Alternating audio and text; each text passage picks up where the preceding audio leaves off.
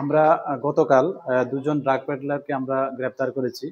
Actually গত September মাসে 15 তারিখ আমরা একটা বিএসএফ এর সঙ্গে একটা জয়েন্ট অপারেশন করেছিলাম, যেখানে 102 কেজি গাঁজার মতো আমরা উদ্ধার করেছি একজন এমডি মুস্তাফা ওনার কাছ থেকে। তো আমরা ওই দিনেই একটা এনডিপিএস দ্বারায় মামলা নিয়েছিলাম, যেখানে এমডি মুস্তাফা গ্রেপ্তার হয়েছিলেন, যার বাড়ি কমলনগর কৃষ্ণদুলাতে।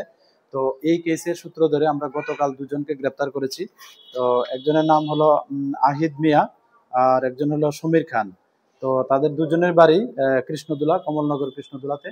তো আজকে আমরা তাদেরকে মহামান্য আদালতে প্রেরণ করছি এবং পুলিশ রিমান্ডে চেয়েছি, এবং তাদের কাছ থেকে মানে আরো অনেক নাম বেরিয়ে এসছে এখন পর্যন্ত। তো এগুলি আমরা ভেরিফাই করছি, এবং এগুলি ভেরিফাই করে, এবং আমরা যদি এটার কোনো এভিডেন্স বা সার্বত্তা পাওয়া যায়, আমরা অবশ্যই যা লফুল অ্যাকশন নেওয়ার আমরা লফুল অ্যাকশন নেব।